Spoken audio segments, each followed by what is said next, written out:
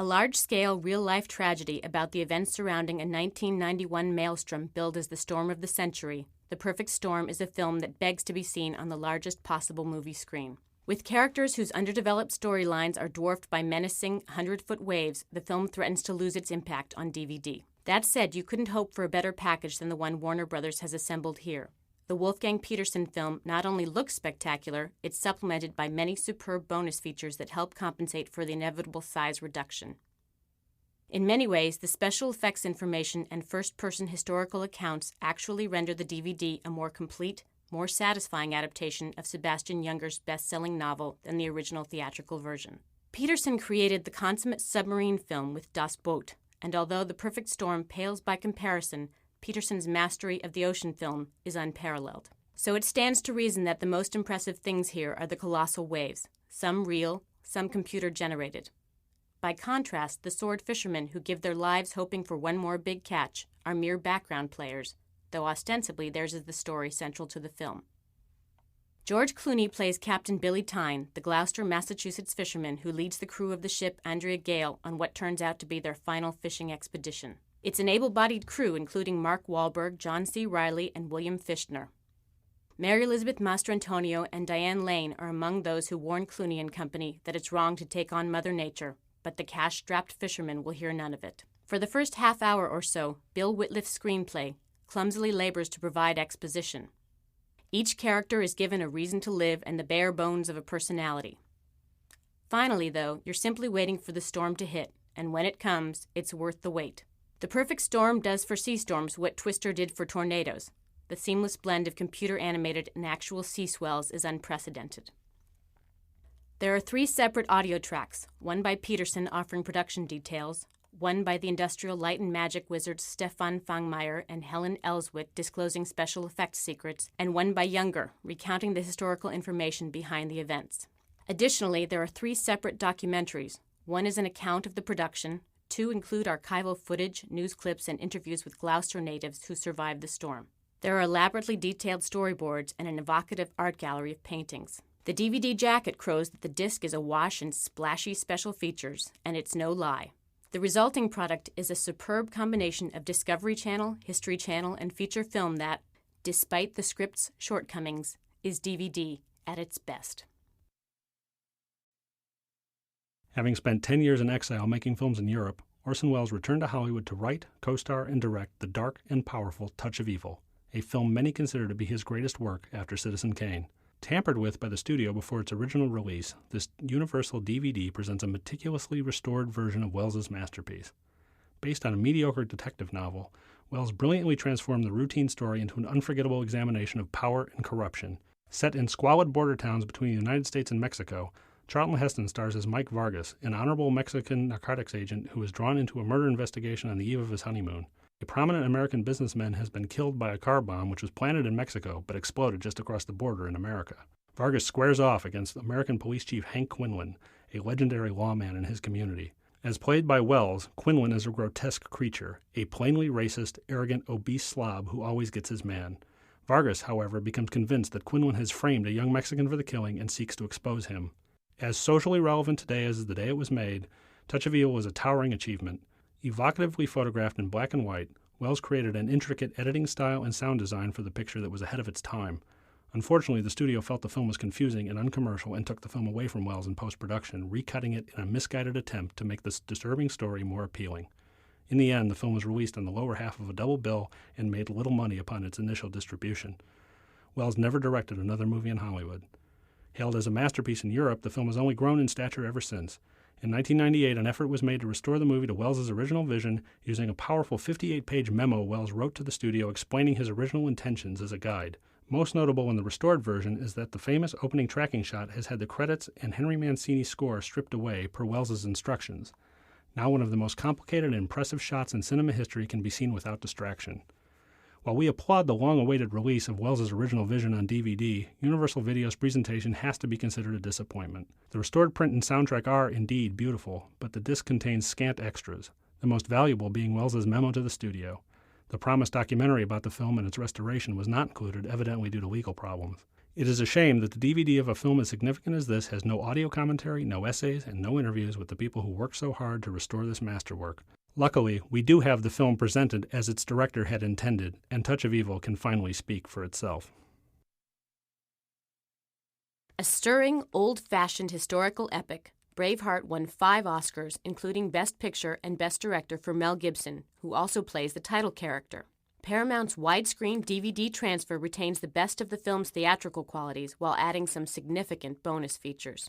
Gibson plays William Wallace, the legendary Scotsman who rallied his countrymen to form a united Scotland and doggedly battled the English circa 1300. We follow Wallace from the tender early days with his first love, played by Catherine McCormack, and watch as the English murder her to goad Wallace into battle. A man of fiery temperament and iron determination, Wallace fights to avenge her death, amassing a ragtag army and fearlessly leading his men into war.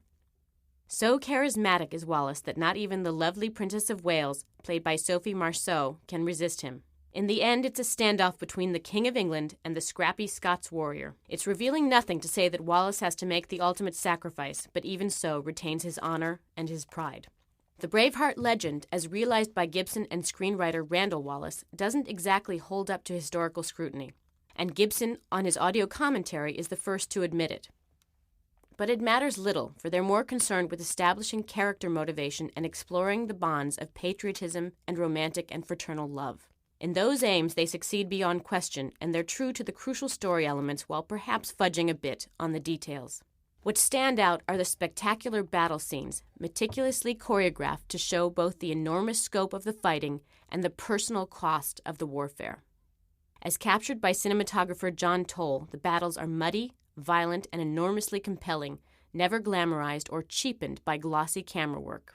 Gibson's wry, revealing comments on the battle scenes are among the DVD's best elements, as are his self-effacing and ironic confessions about how necessity and time constraints fostered some of his best directorial decisions. He's remarkably forthcoming about his debt to filmmakers like Peter Weir and George Miller, and his explanation about slowing down and accelerating film speeds for dramatic effect is fascinating. Additional features are a behind-the-scenes documentary with interviews and 2 theatrical trailers. James Whale's Frankenstein and Bride of Frankenstein have become so famous and well-regarded that his other genre films tend to be overlooked somewhat. Perhaps this excellent DVD will help correct the neglect of The Invisible Man, one of Whale's best movies.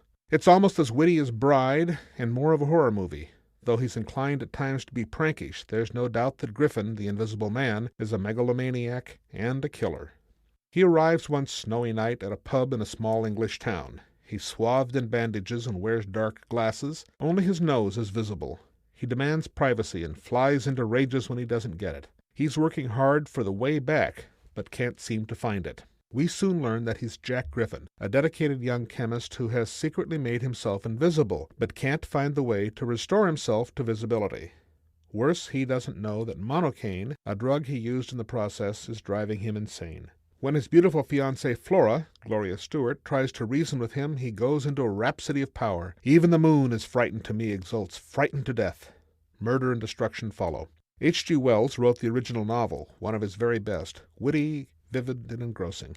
R.C. Sheriff's script follows the novel reasonably closely, adding love interest and more of a backstory for Griffin. His dialogue is especially good, and he and Wales smoothly shift tone from edgy comedy to slapstick to horror and back again. This was Claude Rains' first American movie and only his second film of any sort, and he isn't even seen in the movie. Even the last shot of the Invisible Man returning to visibility seems to be of a dummy rather than the actor himself, but his magnificent, unmistakable voice brings the Invisible Man to life. No wonder he was instantly established as one of the great character actors. This is another in the ongoing classic monster collection from Universal, each of which was produced by David J. Scal. Unfortunately, as with most of the films in this series, the print of The Invisible Man is a standard issue version. It's not bad, but a movie this good needs a true restoration. Few, however, are going to complain. The extras are excellent. Rudy Belmer hosts both the documentary and provides the narrative track. He has a fine voice for this, even if a little variation would help. The documentary is well done, including interviews with Bill Condon, Ian McKellen, who played James Whale in Condon's Gods and Monsters, and Jessica Raines, daughter of Claude.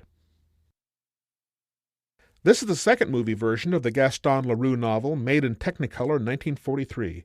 It stars Claude Rains as Enrique the Phantom. Unlike the novel and first movie version, which starred Lon Chaney, the Phantom here begins as a normal violinist. He's disfigured when acid is thrown in his face.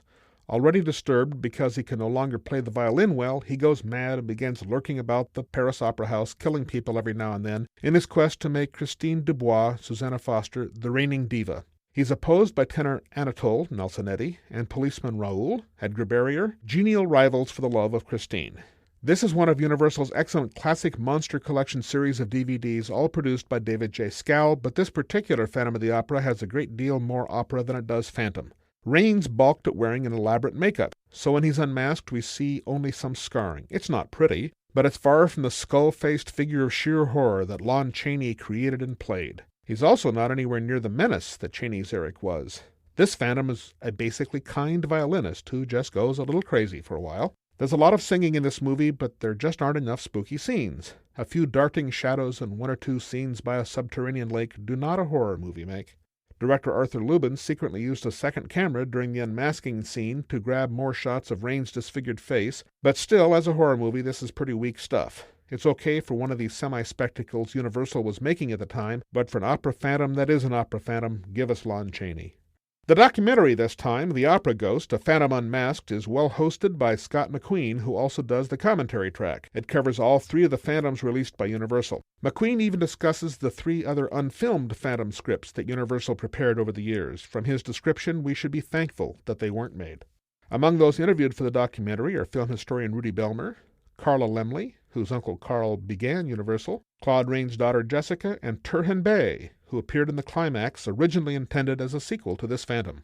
There have been several other movies of Phantom of the Opera, and with the worldwide success of the Andrew Lloyd Webber theatrical production, there no doubt will be many another masked figure lurking among the flies and sets of the Paris Opera. This exciting science fiction thriller turned out to be a somewhat unexpected if modest hit for Universal, and is likely to repeat its success on DVD. Granted, the DVD is a shade overproduced, but most people are going to buy it just for the movie anyway. Perhaps, though, rental would be the better option, since Pitch Black is one of those movies that's terrific fun to watch once, but which doesn't hold up very well on a second viewing. The first time, director David Twohy's well-paced direction carries you through the film with your eyes fixed to the screen, eagerly awaiting the next frightening event. He's smart enough to intersperse more measured scenes with those that zip by at a frenzied pace, and as a writer, clever enough that while the cast does get picked off one by the evil, mean, nasty monsters, he can surprise you with just who gets picked off. In the future, a spaceship is forced into an emergency crash landing in what seems at first to be an uninhabited planet, but which circles two suns, or vice versa, and apparently never experiences night at all. But as the survivors of the wreck fight the hostile climate, they learn from evidence left by a previous human settlement, now entirely wiped out, that there are monsters that live in the caves beneath the surface. Monsters that emerge only in darkness, and that once every 22 years the planet's orbit results in a very long nightfall. The 22 years are just about up, and so is the prospect of survival. For these monsters are like a cross between flying sharks and the aliens from Alien: teeth, claws, and appetite. The leaders of the survivors are, by default, Fry, Rada Mitchell, a young woman co-pilot not entirely prepared for her duties, Johns, Cole Hauser, a mercenary bounty hunter, and his erstwhile captive Riddick, Vin Diesel, a psychopathic killer. I don't know about you, but if I crash-landed on a hostile planet, I'd immediately put all my trust in the hands of the closest psychopathic killer. Pitch Black is great fun, beautifully photographed on Australian locations by David Egby. The effects, under the direction of Peter Chang, are excellent, and the entire thing has the feel of B-movie pulp fiction done right. The DVD includes 2 commentary tracks. That featuring Twohy talking with actors Diesel and Hauser indicates Diesel is a ferociously committed performer, maybe something of a handful on the set, but you get great results. The other track features Twohy again, with producer Tom Engelman and special effects supervisor Chang. Both tracks are harmed by long pauses, but if you're interested in the movie, you'd probably enjoy both. The other extras are standard: trailers, a making-of documentary, press kit notes, and so forth. On a second viewing, you're more likely to notice the film's flaws. The planet's orbital dynamics seem highly unlikely. The idea the monsters have wiped out all life on the planet doesn't seem to make sense, and the dialogue sounds weaker than it did the first time you watched it. You might also notice resemblances to other movies and stories, such as Alien itself and Isaac Asimov's Nightfall. Still, it's a good package, well worth a rental. It just might not be quite worth the purchase. The best horror movie ever made at Universal Studios, and therefore one of the greatest ever made, maybe the greatest, Bride of Frankenstein really deserves a full-blown restoration. The print on this DVD is good, but shows some wear. Surely it's time to invest some money in James Whale's masterpiece. Thanks to Gods and Monsters, Whale is now better known than at any time since the mid-30s, deservedly so. This DVD is largely a tribute to the witty, stylish director. He balked at doing a sequel to his hit Frankenstein, but finally gave in and created a movie that is so distinctive and quirky that almost anyone who's ever seen it could probably identify it from a single frame.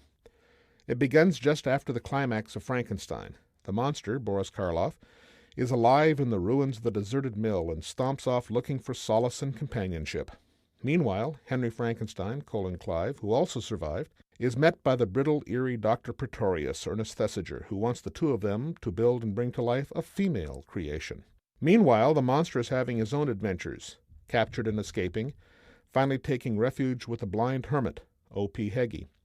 He might have had a happy life, but he's found out again and flees to a graveyard, where he meets Pretorius having a little dinner amidst the skeletons. Pretorius knows a cat's paw when he sees one and enlists the monster's help, just in case Henry starts having second thoughts. The movie is so witty that some call it a comedy. It's hardly that, but it was also not intended to be particularly scary. James Whale was ironic and playful, amused by the themes and characters. He chose the cast, he helped with the sets and costumes, and made this magnificent, unclassifiable triumph.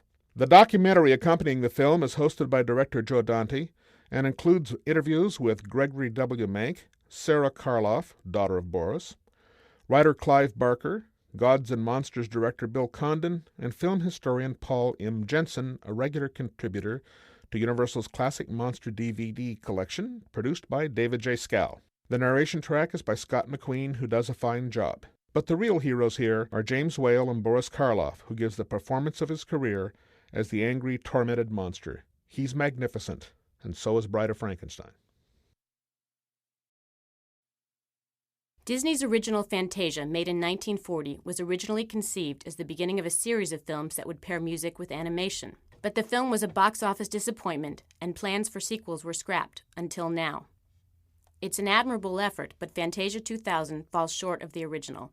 In the 60 intervening years, Fantasia has earned a sort of mythic status. It's widely regarded as one of the most accomplished and imaginative animated films of all time. To some extent, trying to follow up a legend is a recipe for failure. Nevertheless, admits Roy Disney in the film's introduction, it was his Uncle Walt's fondest wish to continue the Fantasia tradition. And so this film, like the first, uses music to inspire the artist's pen, paintbrush, or computer mouse. In place of Maestro Leopold Stokowski, the conductor this time is James Levine, who conducts the Chicago Symphony. Various actors and artists appear to introduce the different pieces, including Steve Martin, Bette Midler, Quincy Jones, and James Earl Jones. But with such a wildly varied bunch of celebrities, it's never entirely clear why or how these presenters were selected. Among the composers whose works are set to pictures are Beethoven, Gershwin, and Respighi. The segments vary widely in theme and in narrative, and some, frankly, are much less successful than others. There's a touching adaptation of Hans Christian Andersen's Steadfast Tin Soldier, set to Shostakovich's Piano Concerto No. 2. There's a too-brief, broadly funny short featuring dancing flamingos set to Saint-Saëns' Carnival of Animals. And there's a bizarre rendition of Elgar's Pomp and Circumstance to the biblical story of the Great Flood, featuring a thoroughly miscast Donald Duck as Noah. None of this is as impressive or as memorable as original Fantasia pieces like Mussorgsky's Night on Bald Mountain or The Sorcerer's Apprentice by Dukas. It's no surprise, then, that the best part of Fantasia 2000 is in fact the latter, featuring Mickey getting carried away as the overly ambitious wizard's assistant. It's the only piece lifted from the original film, and it's a palpable reminder of the difference.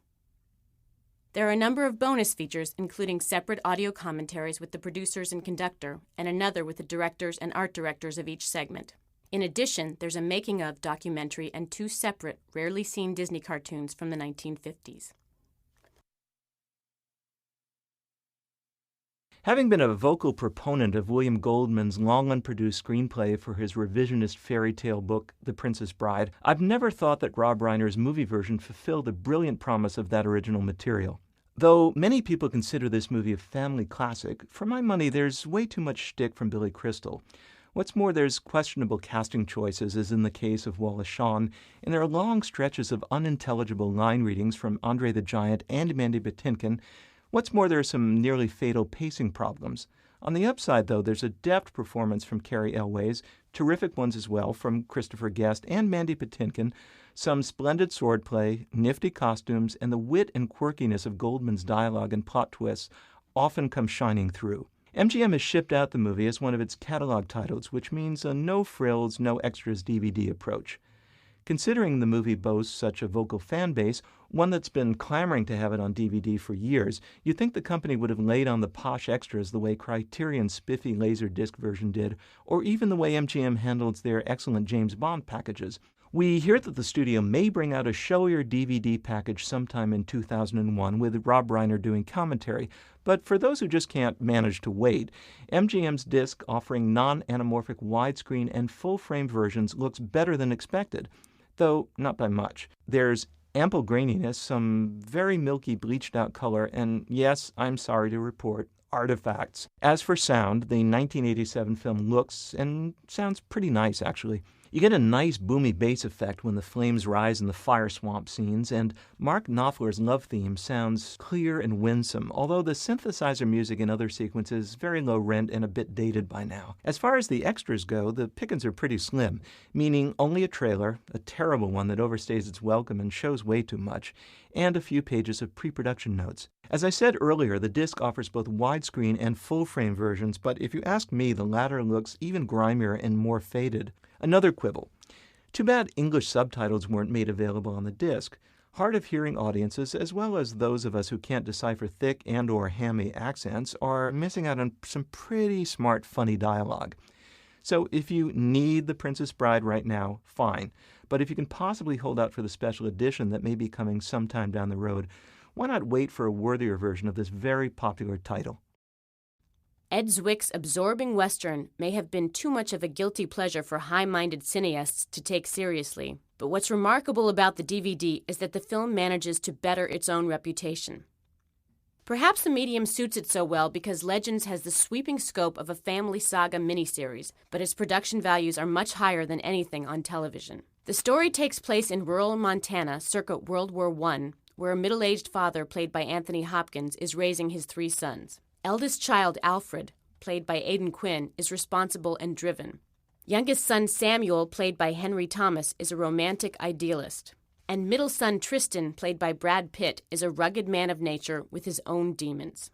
Injecting a dose of passion and eventually trouble into the Ludlow household is Samuel's fiancée Susanna, played by Julia Ormond. Coveted by all the brothers, Susanna inadvertently tears the family apart. So too do war, politics, and prohibition.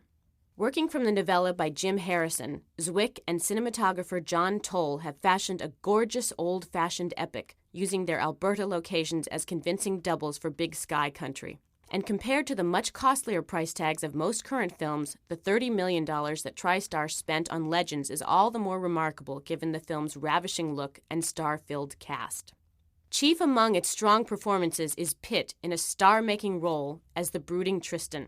At the time best known for his scene-stealing turn in Thelma and Louise, Pitt was not even a bankable star when Legends was produced. But under Zwick's assured, if not entirely subtle direction, and as lit, or more precisely backlit, by Toll, Pitt emerges as an irresistible force.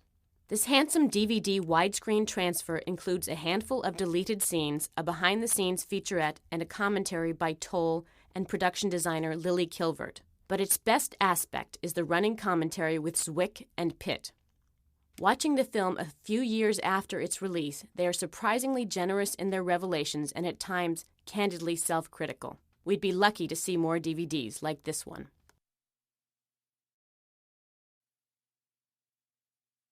Anchor Bay does the DVD world a service with his 5-disc collection featuring 4 feature films starring French sex icon Brigitte Bardot and a documentary about the international star narrated by Julie Delpy.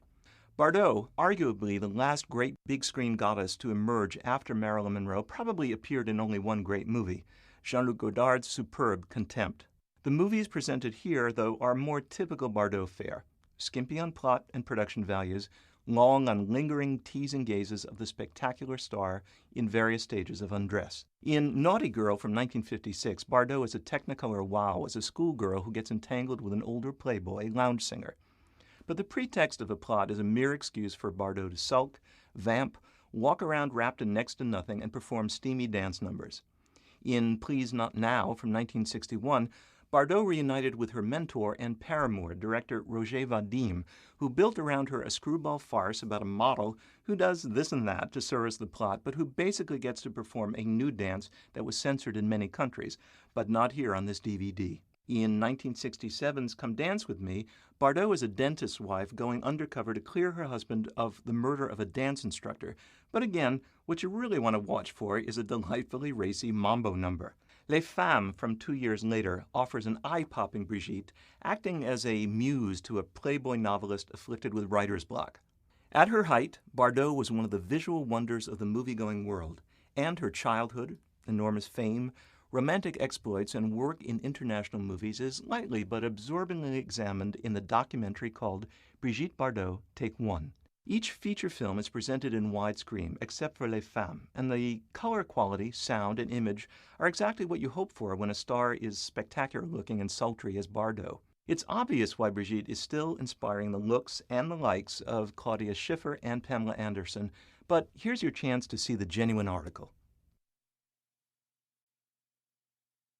One of those rare cases where the remake is better than the original, the 1986 version of The Fly is a horror masterpiece and one of director David Cronenberg's greatest achievements. Brilliantly updated, the film stars Jeff Goldblum, in his best performance to date, as Seth Brundle, a shy, socially awkward scientist who meets Veronica, nicely played by Gina Davis, a beautiful Science magazine reporter.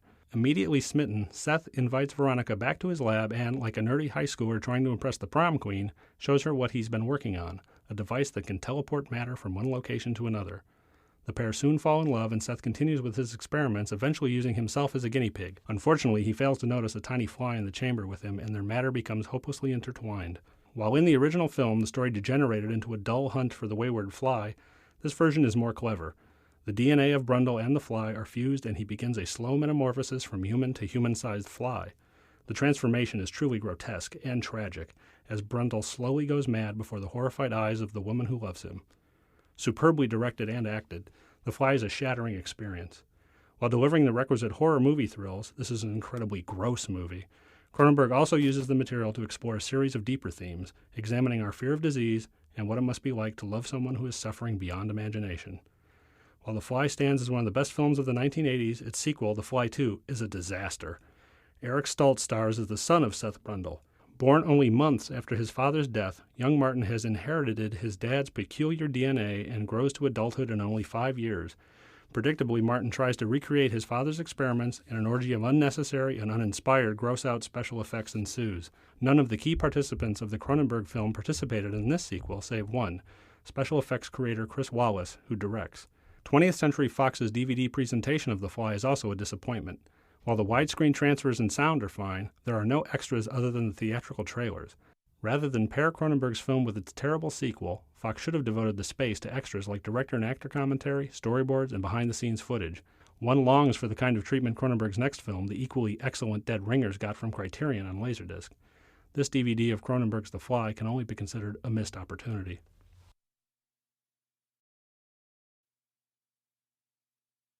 Fritz Lang was among the most prominent directors of the 1920s when Germany was the country to look to for innovations in filmmaking. He was temperamentally drawn to tales of criminal life and intrigue. His best movie may be M, in which Peter Lorre indelibly plays a tortured child killer. Many of his finest films after moving to the United States were also about crime and the dark underside of society, ripe with betrayals, murder, and twisted, tormented protagonists. But his most indelible realizations of these themes were the movies about Dr. Mabuse, a sinister king of the Berlin underworld similar to Sherlock Holmes' nemesis Professor Moriarty and the evil Dr. Fu Manchu. Fritz Lang directed the two-part Dr. Mabuse the Gambler in 1922, based on the novel by Norbert Jacques. It established Lang as a major director. In 1933, he made The Last Will of Dr. Mabuse a carefully understated criticism of the burgeoning Nazi regime and was promptly banned by Goebbels. It was Lang's last German movie for decades. He returned to Germany in 1959. His last film was The Thousand Eyes of Dr. Mabuse. He died in 1976.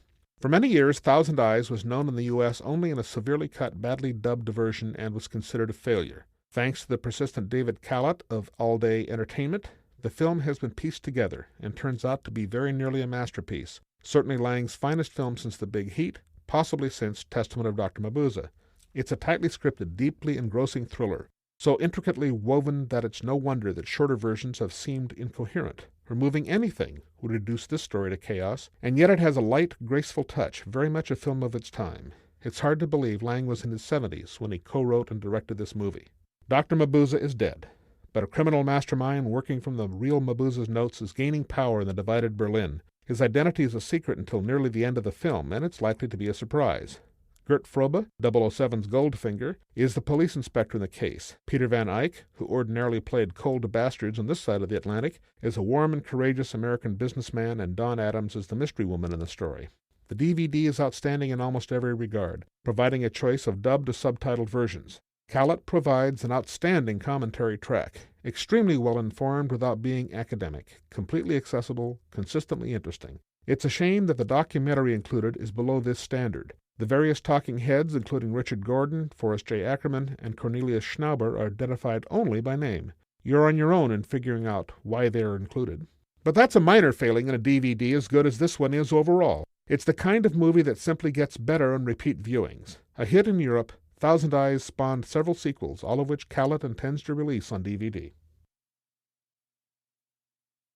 When The Guns of Navarone became a smash hit the world over in 1961, plans began for a sequel, first announced in 1967. Alistair MacLean, who had written the original novel of Guns, wrote a sequel novel that was published in 1968, but the movie lagged behind, far behind. It wasn't until 1978 that this ineffective sequel was released. By that time, the stars of the original were 17 years older. Since Force 10 takes place mere months after Guns, a new cast was in order. Robert Shaw takes over the role originated by Gregory Peck, a curious mismatch. Edward Fox is a far better fit for the role first played by David Niven. However, since the only connections to the original are those two characters and the World War II setting, and since new actors are in the roles, they might as well have forgone the links altogether. This time, Mallory, Shaw, and Miller, Fox, team up with cranky American Barnaby, Harrison Ford, and his Force 10 team. They're assigned to infiltrate Yugoslavia and blow up an all-important dam. Things don't go very smoothly, of course. Most of the team is wiped out almost immediately, and the others are taken captive by pro-German Chetniks. Eventually, though, the survivors team up with Yugoslav partisans, including attractive Maritza, Barbara Bach, and Leskovar, Franco Nero, who might be a double agent. Guy Hamilton directs at a leisurely pace, and the frequent wisecracks in the script by Robin Chapman aren't very funny or useful. Some of the plot developments are mighty hard to swallow, such as how Carl Weathers joins the team, and only Fox's character is at all engaging. The climax features excellent special effects, but overall the movie is just a standard World War II adventure produced in what seems to have been a somewhat skimpy budget. For today's audiences, the most interesting aspect of Force 10 from Navarone is that the second lead is played by Harrison Ford, who at that time was just beginning to find his real niche as a movie star. Traces of his wry, intelligent, everyman persona are already visible here. The disc includes a trailer and an Easter egg, an Al Hirschfeld caricature, and is packaged with a boring booklet derived from the movie's original press kit. When is MGM going to realize that paying contemporary writers to provide material really pays off? After years of ignoring their classic horror films or using the characters from them merely as marketing tools, Universal Pictures has turned over a new leaf. They engaged horror movie historian David J. Skal to produce their classic Monster Collection DVDs. 8 have been issued so far. It's the finest DVD series to date, setting a high standard other studios will be hard-pressed to equal. Naturally, one of the first in the series was Frankenstein, which established James Whale as the studio's preeminent director and Boris Karloff as their major horror star. Bride of Frankenstein, the first sequel, is a better movie overall, but Frankenstein is darker, more frightening, more haunting. It's a serious shocker, notorious in its time, made for adults, and deals honestly with the disturbing themes it raises. The point is not that there are things man should leave alone, but rather that scientific research requires responsibility, and, more broadly, people must answer for misdeeds they commit. Working feverishly in an old tower, Henry Frankenstein, Clive, is piecing together a human body using parts stolen from graveyards and the gallows. He's helped only by hunchbacked Fritz, Dwight Fry, and is nearing completion of his dreadful task.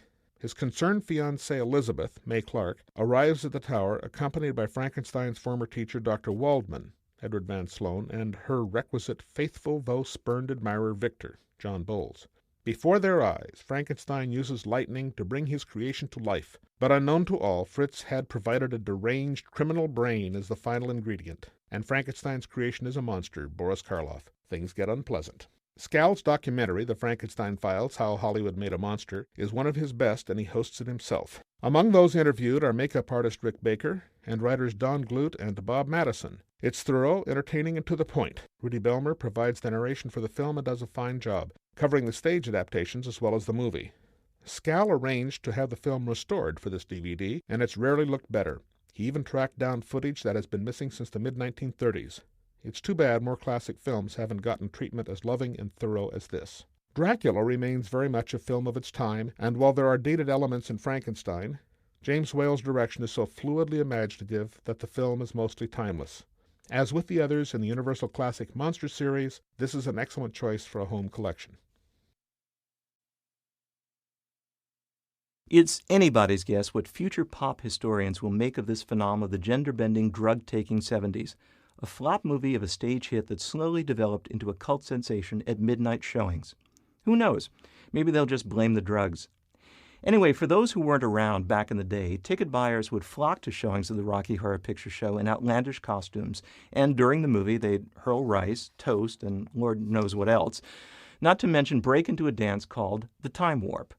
The movie, a kind of sexed-up variation on Frankenstein in the Old Dark House, with a hefty helping of the musical Grease, stars Susan Sarandon and Barry Bostwick as the clueless hero and heroine lost in Transylvania, who encounter in his castle Tim Curry, who plays a delightfully unholy mix of Dr. Frankenstein, Marlene Dietrich, Joan Crawford, and David Bowie. The whole insane mess explodes onto DVD in a special edition 2-disc package that's nothing short of spectacular, starting with a menu which reads "Enter at your own risk" and asks you to choose the US version or the UK version, the latter of which includes the song Superheroes. Once you choose, the screen gets filled with a pair of blood-red lips doing a nifty Tim Curry impersonation and teasing the viewer about what's to come in the movie, plus a pair of animated legs that strut, kick, and dance around. And that's just the menu. There's also an embedded Easter egg which lets you watch the movie in glorious black and white that, a la The Wizard of Oz, bursts to color during the Time Warp dance sequence. Well, enough about all that. You want to know how the movie looks. In a word, killer. The letterbox images are sharp, colors are vibrant, great shadows, wonderful detail, far superior to earlier versions and the Laserdisc versions. Aside from subtitles in English and Spanish, there are also audience participation subtitles available that cue you to what to do and what to throw during the movie. Producer Lou Adler and Fox are likely to please many fans by returning to the original mono to engineer a fantastic 5.1 sound mix that sports terrific speaker effects. I personally am a great fan of the chirping birds and the hokey lightning, with an occasional kick-in from the subwoofer. For sound purists, the original mono mix is also included on the disc. The special features are outstanding, with a fun, juicy commentary track recorded within the year by the creator of the screenplay and film, Richard O'Brien, and Magenta herself, Patricia Quinn. Also offered is an audience participation track from the 1995 Laserdisc, a theatrical experience feature which displays different casts performing the show. Great stuff, all of this, especially for those who've never witnessed firsthand the Rocky phenomenon. The DVD-ROM offerings are great too, and include a trivia game and a riff-raff story lab involving improvs on the 3 Rocky-based tales. Disc 2 features deleted scenes familiar to those who've watched the 1995 Laserdisc, and there's a 5-year-old documentary with very cool interviews with many of the show's behind-the-scenes creators as well as stars. Add to these a photo gallery, 2 full-frame theatrical trailers, and, best of all, a VH1 spectacular with the best interviews with the stars and creators I've ever seen. Can you tell how good I think this disc is? Fox has done the movie's fans proud. DreamWorks has fashioned an epic DVD package for its international box office giant about a slave in ancient Rome who becomes a gladiator and a charismatic leader. The fully loaded double-disc set is a fantastic way to discover this intelligent action epic for the first time or to enjoy it again at home. Fans of such past screen spectacles as Spartacus and Fall of the Roman Empire will find a great deal to savor in Gladiator.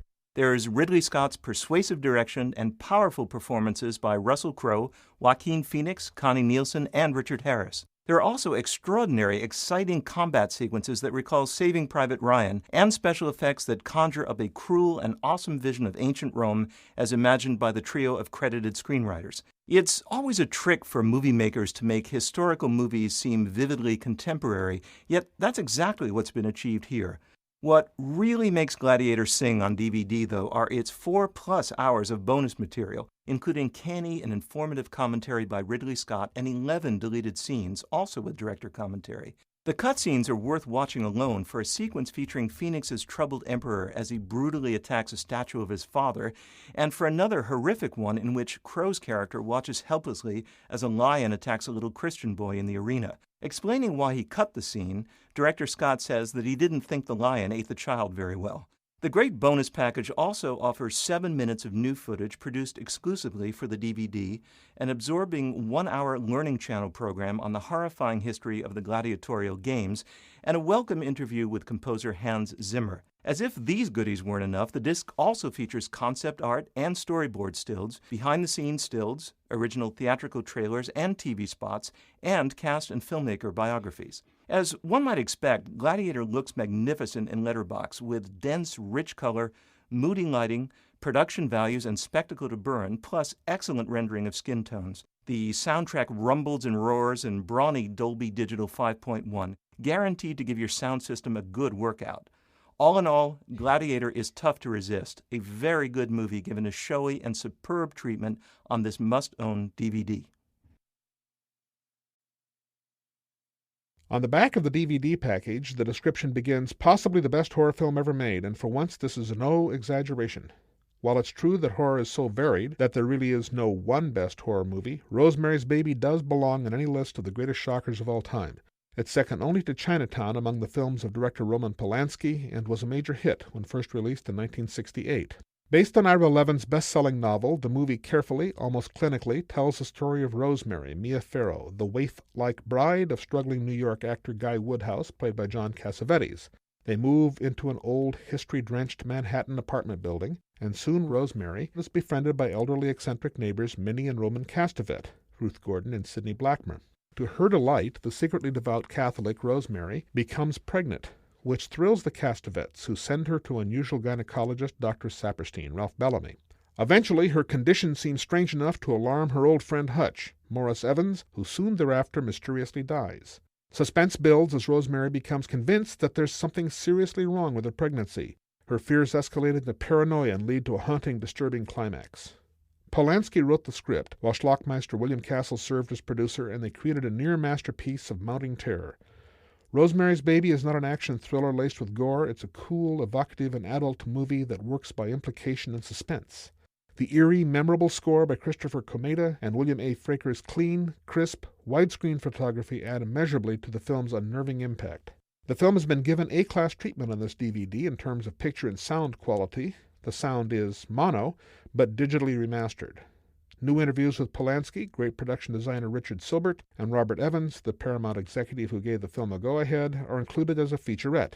They're interesting, but a commentary track by Polanski would have been much more welcome. There's a wonderfully silly making-of short included as well. Made when the film was being shot, it depicts Farrow as a flower child and Polanski as a brooding artiste. It's the sort of thing that was embarrassingly dated a month after completion. Now it's an artifact of its time. But the movie itself isn't. It's a timeless classic that any movie buff will want in their collection. In Maine, in the early 40s, feels like an intimate epic, and it's easily one of the most moving and beautifully made films in recent memory. At heart, it's the story of a young orphan, played splendidly by Tobey Maguire, who, adopted and returned twice to an orphanage, grows up under the tutelage of a doctor, played magnificently by Michael Caine. Caine plays a character who assists raped and wronged women with their pregnancies and also performs illegal abortions for women who see no other way out. When the young man refuses to perform abortions and declares he intends to run off and see the world with a beautiful young couple, played by Charlize Theron and Paul Rudd, his adventures and life lessons really begin. The movie, spectacularly filmed and acted, has the feel and sweep of a Dickens novel, and for all its complications unfolds in a hypnotically simple, straightforward way. In a movie-making era too often dominated by sound and fury signifying nothing, it's restrained, self-assured, exemplary filmmaking. First Rate 2 is the DVD from Buena Vista Home Entertainment. It presents the film in anamorphic widescreen format with images that are precise and lush. Colors are beautifully rendered, especially the seasonal palettes of New England and such locations as the apple orchard on which Homer works and falls in love, as well as the gorgeous Maine coastline. Sound-wise, there is a Dolby Digital 5.0 channel mix, making for clear dialogue and a beautiful rendering of Rachel Portman's musical score. I wanted a bit more input from the surround speakers, but that's a minor cavil when one considers the extras on the disc. There's a very informative, nicely flowing commentary from director Hallstrom, novelist-screenwriter John Irving, and the producer Richard Gladstein. They sound as proud as they should about their accomplishments on such a rare good film. There's also a 20-minute documentary titled rather pretentiously The Making of an American Classic, which offers some nice behind-the-scenes footage and interviews with cast and crew, but far too many long scenes from the movie itself. Aside from detailed cast and crew biographies, there are 5 deleted scenes, the original theatrical trailer, and several TV spots. A wonderful movie given wonderful treatment on DVD. Director Lasse Hallstrom wasn't going to please everyone when he made a film out of a beloved, best-selling John Irving novel that runs something like 600 pages. Still, his Oscar-winning screen version of The Cider House Ruled, set in Maine in the early 40s, feels like an intimate epic, and it's easily one of the most moving and beautifully made films in recent memory. At heart, it's the story of a young orphan, played splendidly by Tobey Maguire, who, adopted and returned twice to an orphanage, grows up under the tutelage of a doctor, played magnificently by Michael Caine. Caine plays a character who assists raped and wronged women with their pregnancies and also performs illegal abortions for women who see no other way out. When the young man refuses to perform abortions and declares he intends to run off and see the world with a beautiful young couple, played by Charlize Theron and Paul Rudd, his adventures and life lessons really begin. The movie, spectacularly filmed and acted, has the feel and sweep of a Dickens novel, and for all its complications unfolds in a hypnotically simple, straightforward way. In a movie-making era too often dominated by sound and fury signifying nothing, it's restrained, self-assured, exemplary filmmaking. First Rate 2 is the DVD from Buena Vista Home Entertainment. It presents the film in anamorphic widescreen format with images that are precise and lush. Colors are beautifully rendered, especially the seasonal palettes of New England and such locations as the apple orchard on which Homer works and falls in love, as well as the gorgeous Maine coastline. Sound-wise, there is a Dolby Digital 5.0 channel mix, making for clear dialogue and a beautiful rendering of Rachel Portman's musical score. I wanted a bit more input from the surround speakers, but that's a minor cavil when one considers the extras on the disc. There's a very informative, nicely flowing commentary from director Hallstrom, novelist-screenwriter John Irving, and the producer Richard Gladstein. They sound as proud as they should about their accomplishments on such a rare good film.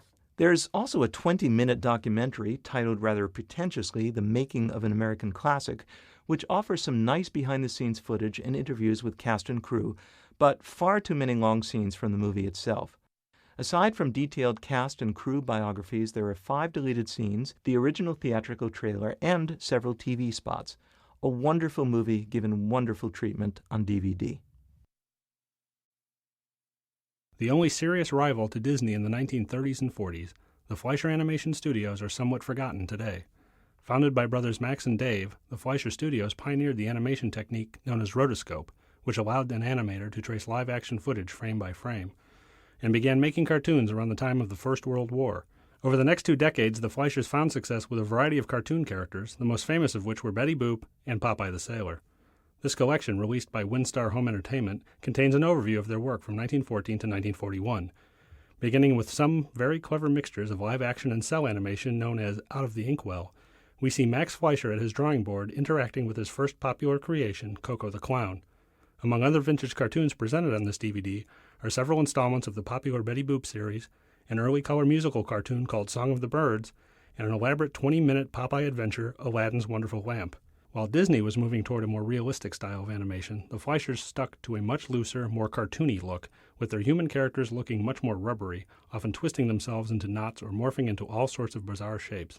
The Fleischers also pioneered use of a tridimensional technique that used miniature sets as backgrounds instead of the more common painted backgrounds, the results of which can be seen in many cartoons in this collection. It's a fascinating, if somewhat crude look that is very different from the other cartoons of the day. While the cartoons themselves are interesting and fun, this DVD presentation is something of a disappointment.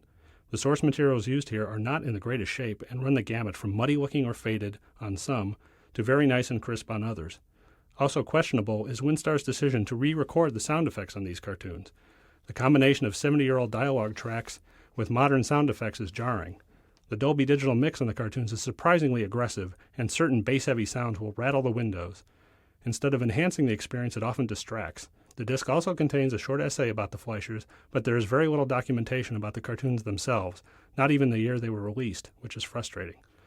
While it's wonderful to be able to see these valuable cartoons, their presentation has to be considered sloppy at best.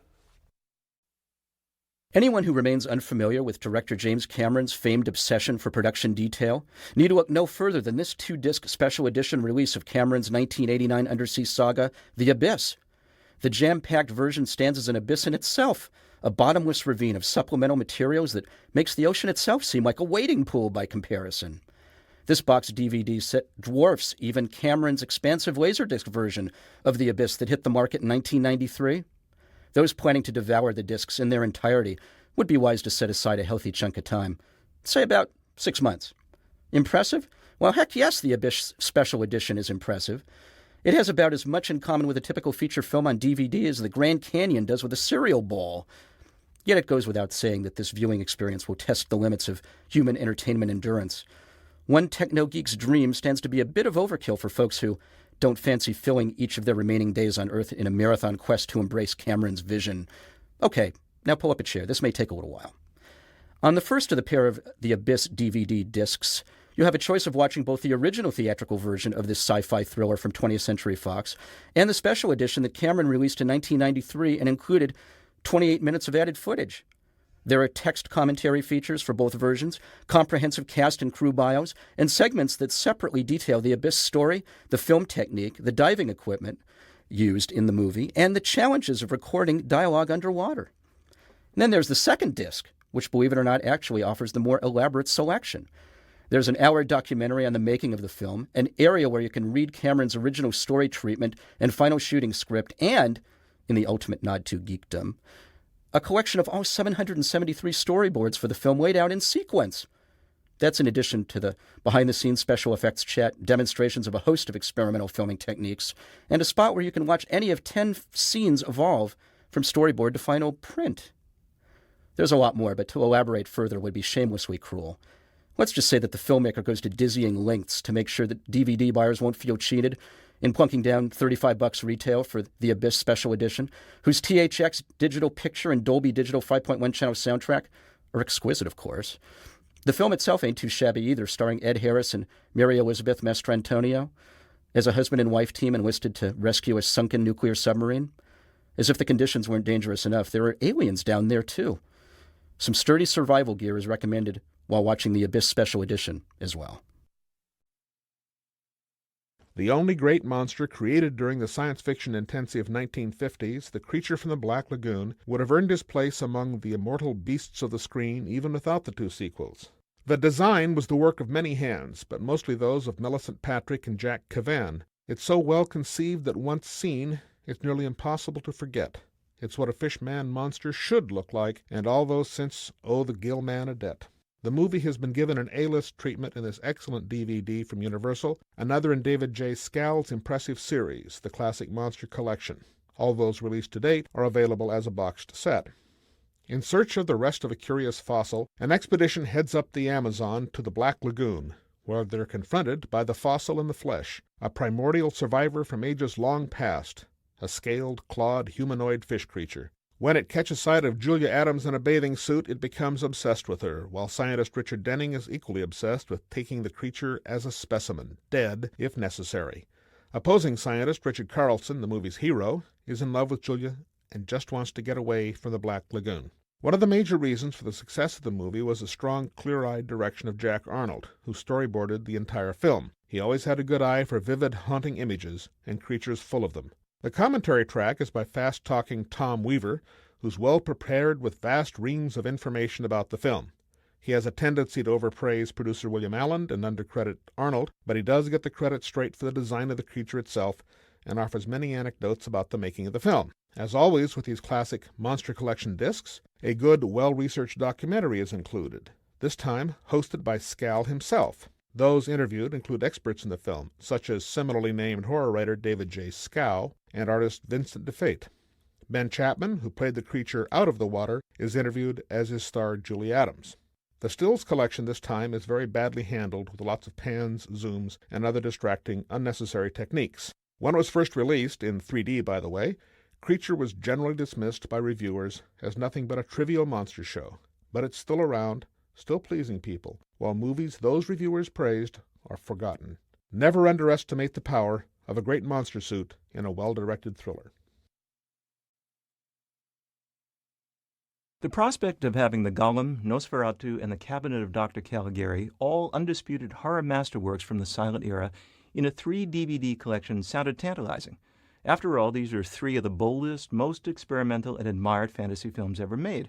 Their influence extends right up through today in such films as Bram Stoker's Dracula, The Legend of Sleepy Hollow, and, of course, Shadow of the Vampire. However, the people at Elite Entertainment may have bitten off a bit more than they can chew. The prints of these films are of such early vintage that they have the potential to vary wildly in picture quality, and on this disc, they do. The first movie is The Golem. Cited as a precursor to James Whale's two Frankenstein films of the 30s, Golem is based on ancient Jewish folklore about a rabbi who creates a giant of clay. Through supernatural means, the rabbi brings to life the giant, hoping it will become a protector to his oppressed people. But all is lost when the Golem falls in unrequited love and becomes a killing machine. The bold look of the film is lost because of a terrible print, a situation not much helped by a complete absence of a musical soundtrack. It's a great movie, but it's a strain to sit through with such a terrible print and the lack of music. Now, the brilliant and enormously influential Nosferatu, directed by the gifted F.W. Murnau, and a sensation in theaters on its release in 1922, is an unofficial screen translation of Bram Stoker's Dracula, starring the fascinatingly creepy Max Schreck, who, as the rodent-like vampire, is as visually compelling as he is touching in his hunger for love. This is a movie of an extraordinary influence. And at least this movie is more watchable on DVD than The Golem, despite its loss of detail and sometimes over-contrasty images. It does feature a musical score, though not the best score I've ever heard for this film, and it also is hindered by the fact that it is shown at 24 frames per second, not at the slower, more languorous and dreamlike speed Murnau specified. The Cabinet of Dr. Caligari is a triumph of expressionistic, hallucinatory sets, lighting, makeup, and stylized acting. It's all about a circus performer named Caligari who commands a sleepwalker to commit a series of murders. And when Caligari becomes the doctor in charge of a madhouse, the sleepwalker is revealed to be a patient on whom Caligari has been experimenting. Again, this masterful film is undercut by poor presentation. The images look unclear and ill-defined, almost totally without grays, making it a chore to study the film's bold stylization and bizarre sets. The interactive menus are straightforward and low rent, with scene selection features and a few publicity stills. I don't know whether it's possible to find significantly better film elements on which to reconstruct these three great films, but I'm hoping there will be. After the unexpected hit they had with Night of the Living Dead, director George Romero and producer John A. Russo divided up the rights, with Romero allowed to do sequels that didn't include Living Dead in the title. Hence Dawn of the Dead, the best movie of Romero's career and one of the best horror movies of the 1970s. Well acted and with an excellent score, mostly by Goblin, this is involving an adult enough to possibly entertain even those not usually attracted to horror. The uneven budget shows in the overexposed photography and the flimsiness of the constructed sets, but the intelligent script, by Romero, the sturdiness of the basic premise, and the excellent rhythmic editing, also by Romero, in the zombie attack scenes raise this one to a high level. In Night of the Living Dead, recently dead corpses return to a semblance of life and attacked, and ate, the living. If they so much as scratched a living person, soon that poor schmo would die and become a flesh-eating zombie too. Nothing supernatural was involved, the premise was shaky science fiction. No spells, no formulas stopped these relentless ghouls. As Dawn of the Dead opens, chaos reigns. Zombies are on the increase. Even specially trained SWAT teams are losing ground against them. Throughout the film, Romero cuts away to people on television arguing about what must be done. We're always aware that this disaster is worldwide.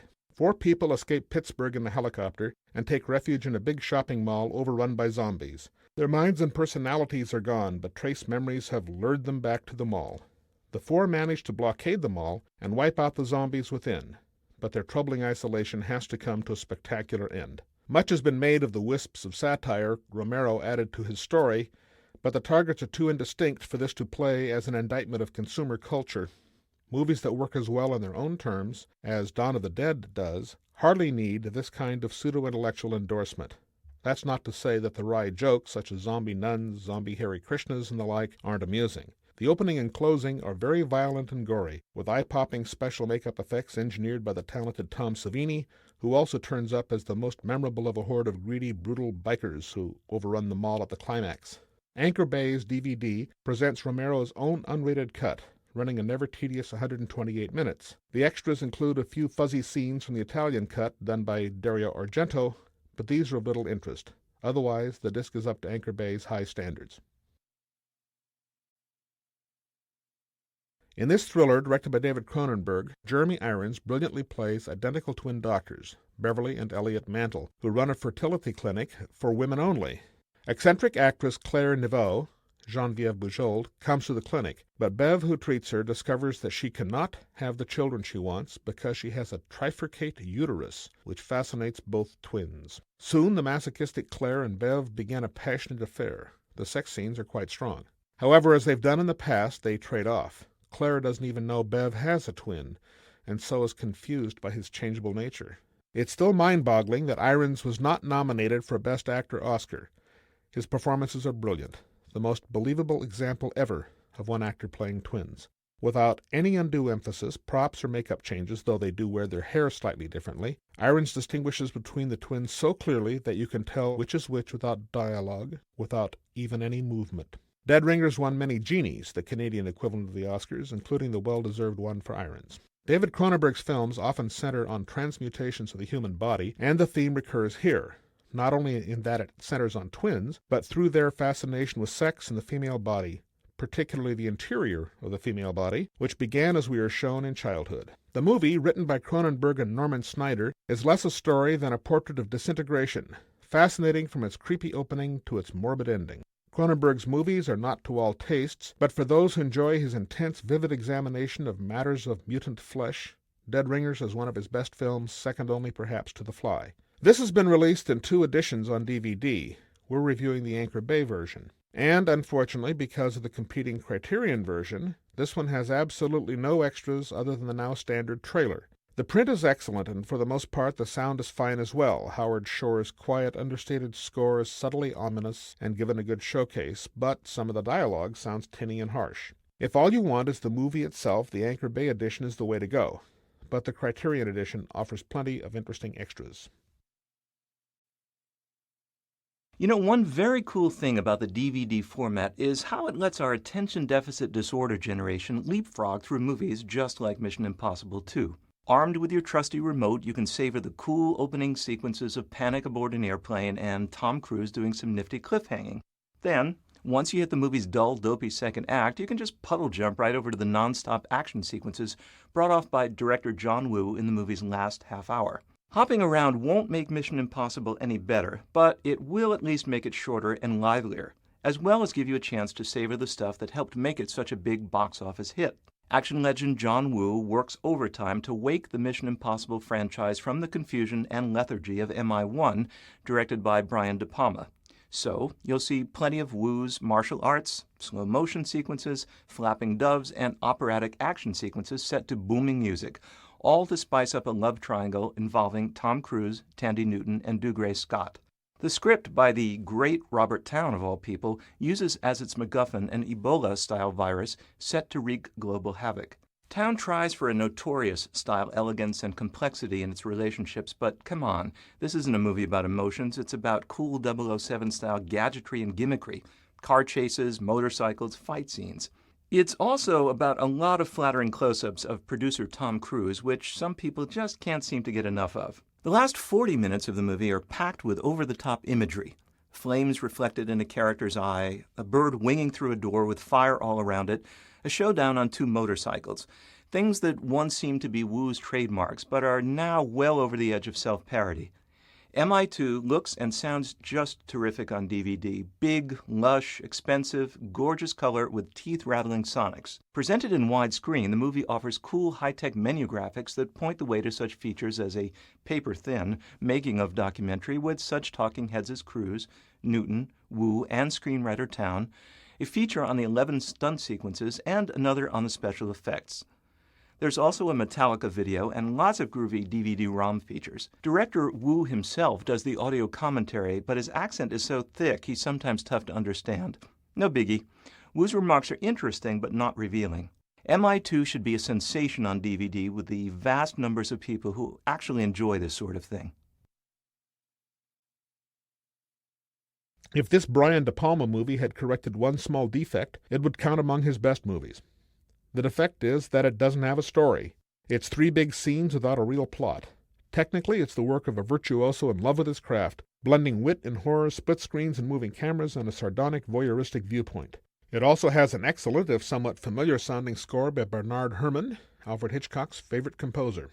And no wonder. Sisters is a reworked amalgam of the stories of Hitchcock's Rear Window and Psycho. Throughout his career, De Palma has turned again and again to Hitchcock for plot inspiration, apparently never quite realizing that, generally speaking, the stories were not what made Hitchcock's films into the classics they are. Cinematically, Sisters is a gem. Dramatically, it never coalesces. In the script by De Palma and Louise Rose, Margot Kidder plays Danielle Breton, a young French-Canadian woman working as a model in Manhattan. On an amusingly spoofed, if unlikely, TV game show, she meets attractive Philip, Lyle Wilson. They go out together, then on to her Staten Island apartment where they make love. In the morning, having overheard Danielle talking with her identical twin sister Dominique, and knowing it's their birthday, Philip buys a birthday cake for them, as well as some pills Danielle clearly needs. When he returns to the apartment, Dominique brutally stabs him to death. Local columnist Grace Collier lives across from Danielle's apartment and witnesses part of the murder. But Danielle's ex-husband, Emile, De Palma regular William Finley, jealous of Philip, shows up at her apartment and helps her clean up the whole place and hide the corpse. When Grace arrives with the cops, there's not a drop of blood to be seen, and Danielle denies that she even has a sister. Determined, Grace investigates further, even hiring Private Eye Larch, Charles Durning, a recent graduate of the Brooklyn School of Modern Investigation.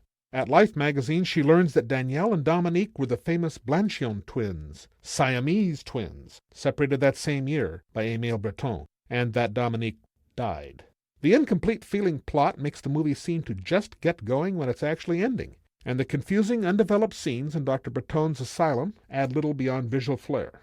But there are plenty of gory thrills, and De Palma's technique is exhilarating and entertaining in itself. For a Criterion release, the DVD is disappointing. No interviews, no commentary track. The Life magazine article that inspired the film is reprinted, along with a Village Voice essay by De Palma and the 1973 interview with him about the movie. An essay by Bruce Kerwin on the film is reprinted in the accompanying booklet. It is only of moderate interest. The release of the Decalogue on DVD is a cause for celebration. This 10-part series, made by the late Polish filmmaker Krzysztof Kieślowski in 1988-89, took over a decade to find its U.S. theatrical release, despite enormous critical acclaim. A collection of one-hour films loosely correlating to the Ten Commandments, the Decalogue is a remarkable accomplishment. Packed into each installment is more psychological complexity and more narrative ambiguity than you'd be lucky to find in any 2-hour feature. As he demonstrated in Blue, White, and Red, his Three Colors trilogy, Kieślowski is a master of ambiguity. Never settling for easy plots or tidy endings, he leaves you with plenty to contemplate. He crafts deeply engaging tales that are quietly devastating in their emotional honesty. The stories concern the residents of a Warsaw apartment complex. Variously, the characters experience joy and tragedy, passion and despair, pregnancy and death, life-changing epiphanies, and wrenching moral decisions. Events are dictated not so much by fate as by pure coincidence, and lead characters in certain tales turn up in brief appearances as background players in others. In Decalogue 2, for instance, the wife of a gravely ill man asks her husband's doctor if he will live or die. Pregnant by another man, she must decide the fate of her unborn baby. If her husband will live, she'll have an abortion. If he's going to die, she will have the baby. What's astonishing about this episode is that no matter how many times you think you've figured out what's going to happen, the outcome defies prediction. That very story turns up as an incidental anecdote in an ethics class in Decalogue 8, a fascinating meditation on the power of memory, guilt, and personal responsibility. In that tale, the ethics professor is confronted by a visitor to her class. The visitor, it turns out, was a young Jewish girl during World War II whom the professor refused to shelter. 45 years later, she has come back to Warsaw for an explanation. But as Kozlowski and his co-screenwriter Krzysztof Pisowicz demonstrate, there are no easy answers, only nagging questions. Each film, shot by a different cinematographer, boasts a striking and original look. Collectively, they all remind you what an extraordinary force Kozlowski was and how the worldwide cinematic community is diminished by his loss.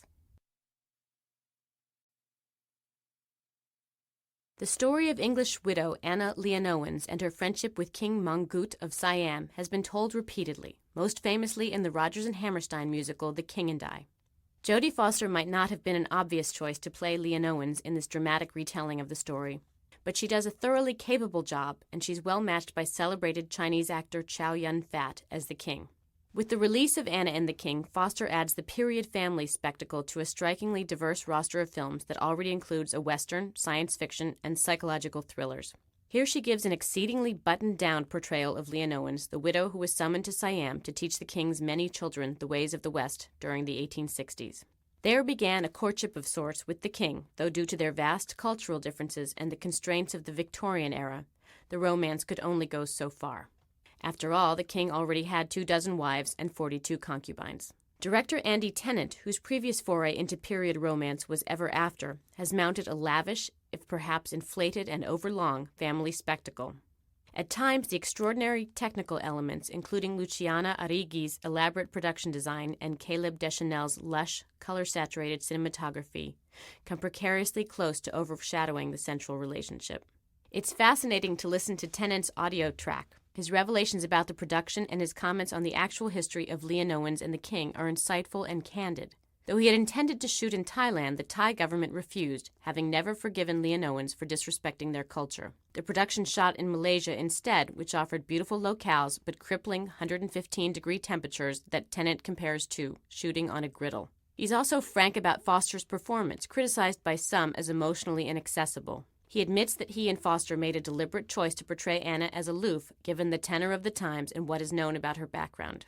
The DVD is an impressive package overall, with animated menus, trailers, and a featurette, but you can't help imagining what Foster's commentary might have added to the mix.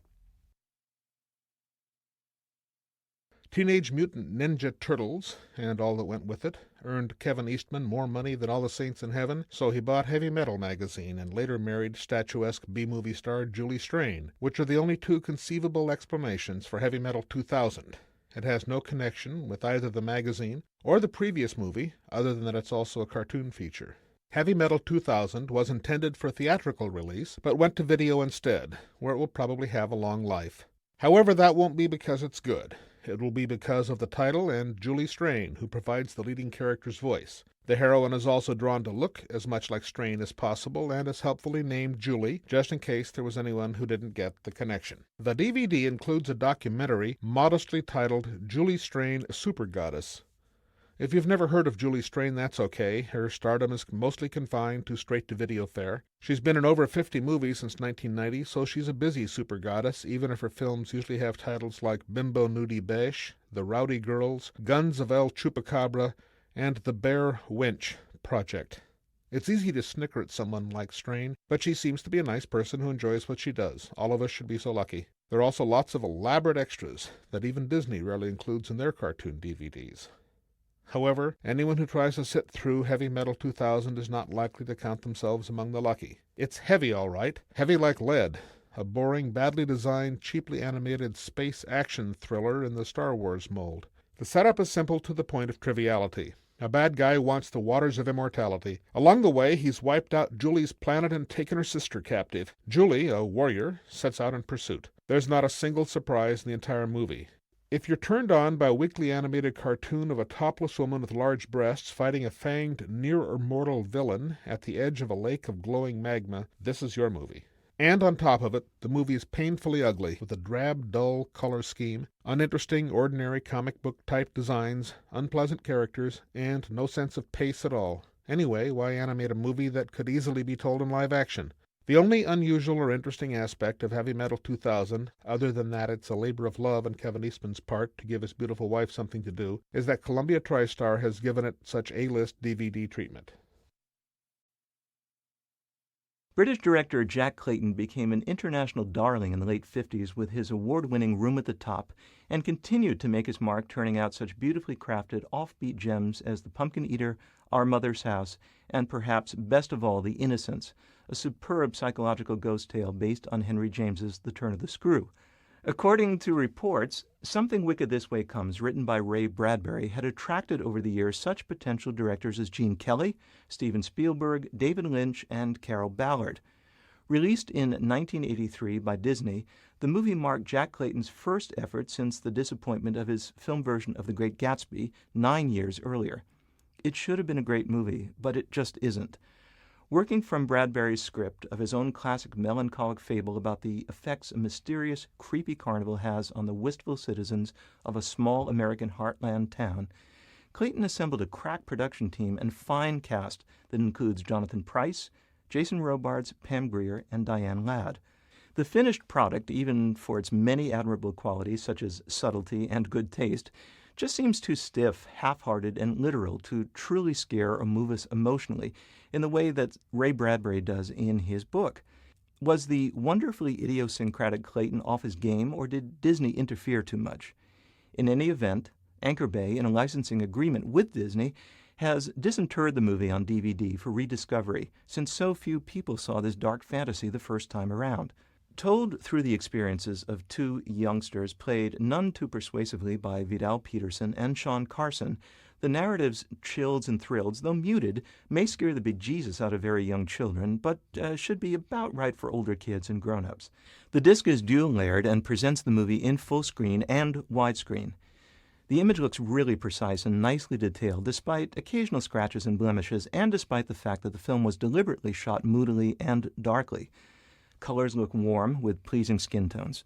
The Dolby Digital 4.0 channel soundtrack makes for nice channel separation, lots of rear speaker action, and a rousing interpolation of James Horner's music, a score which replaced Clayton's choice, a beautiful, more subtle one by George Delarue. I really like the sound and spooky animation on the interactive menus, through which one can activate scene selection, offering full-motion video previews as well as a trailer that shows way too much.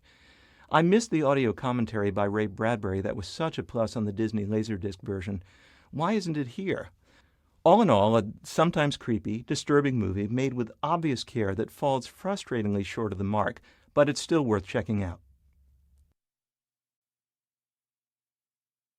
This Warner Brothers Special Edition Director's Cut by Oliver Stone of his football epic is presented on DVD in widescreen with fantastic image and speaker-puncturing sound quality. The cast is big: Al Pacino, Cameron Diaz, Jamie Foxx, LL Cool J, James Woods, Dennis Quaid, Anne Margaret, Charlton Heston, and the thematic and stylistic ambitions are high. Stone seems to be out to reclaim the great movie maker status of his days of Wall Street and Platoon. I don't think this movie, which fumbled at the box office, is anywhere near on that level, but it is great to watch Stone work with such ferocious passion and energy again. He and screenwriters Daniel Pine and John Logan have plenty to say on such subjects as the nature of celebrity in America, the uneasy tensions of race relations, the replacement of heart and love in pro sports by corporate greed, the inability of one generation to truly connect with another. Many of the scenes feel and sound just right. The gridiron sequences pack a visceral, bone-smashing wallop, and some of the music choices are just knockouts. Still, this epic, panoramic movie, even with refining and tightening by Stone for this DVD, is ultimately deadening, especially when the movie veers off the gridiron. Stone and his screenwriters try to take on so many big issues, the movie ultimately seems glib and surface. The DVD itself, though, is a corker, with great detail, color, and splendid sound. Warner Brothers has outdone itself here. The disc is jacked up with such special features as a 27-minute making-of documentary, a so-so LL Cool J music video, cool interactive menus, notes on the main stars and Stone, scene access, and subtitles in English and French. What will you see on the DVD that you didn't see in theaters?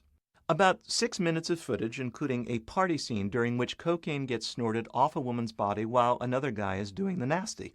There's also a scene in which a football player loses an eye, which we see on the ground, then getting scooped up to be frozen for later transplant. Spare me. There are also enhanced DVD-ROM features, including chat room access, a movie review scoreboard, and sample trailers. Until Stone connects soon with a subject worthy of his gifts, which I hope he does any minute now, on any given Sunday, I'll be rewatching Salvador or Platoon, not this bone mangler. A British expedition in the late 1920s discovers the tomb of Imhotep, a high priest of ancient Egypt. Buried with him is a scroll with a magical incantation printed on it. While alone one night, a young archaeologist reads the scroll and Imhotep returns to life, wandering off into the Egyptian night with the scroll. A decade later, dry, oddly wrinkled Ardith Bey, Boris Karloff, visits a related expedition and helps direct them to the tomb of the Princess Anenka. We soon realize that Ardith Bey is Imhotep himself, and that his love for the princess way back when led him to try to resurrect her when she died, and that he had been mummified alive for this sacrilege. He learns that Anenka's spirit has been reincarnated in the half-Egyptian, half-English Helen Grosvenor, Zita Johann. He will stop at nothing to be reunited with his centuries-lost love, and he has magical powers at his disposal. Yes, this was the basis of the 1999 hit, also called The Mummy. The Mummy has been given fine treatment as part of Universal's classic monster collection on DVD, all produced by writer David J. Skal. This isn't quite as fine a job as he did with Dracula, Frankenstein, and Bride of Frankenstein, but it's a worthy addition to any movie buff's DVD library. As always, the disc includes a hefty collection of stills, a documentary, and a narrative track, here done by horror film expert Paul M. Jensen. The narration is full of interesting information, but too often Jensen simply describes what we're seeing on screen. And the documentary peculiarly focuses on star Zita Johann, rather than director Karl Freund, Boris Karloff, or the makeups by the great Jack P. Pierce. The recent big-scale remake, of course, is far more flamboyant and dynamic than the somewhat creaky old classic, but classic it is, partly because of Karloff's intense, involved performance. In less than 2 years, he'd become so established in the public eye, certainly with Universal's publicity department, that for The Mummy he was billed just as Karloff the Uncanny. The script by John L. Balderston was adapted from a very different screen story by Nina Wilsa Putnam and Richard Shayer. The result is essentially a variation of the plot of Dracula, but that's okay. It's a fine plot, and worth doing again in a different context. The Universal Monster Collection is the best series of DVDs so far. The quality varies, but it's always high. It's too bad other companies haven't given their films this kind of attention. By now, The Sound of Music isn't so much a movie as an international pop culture icon.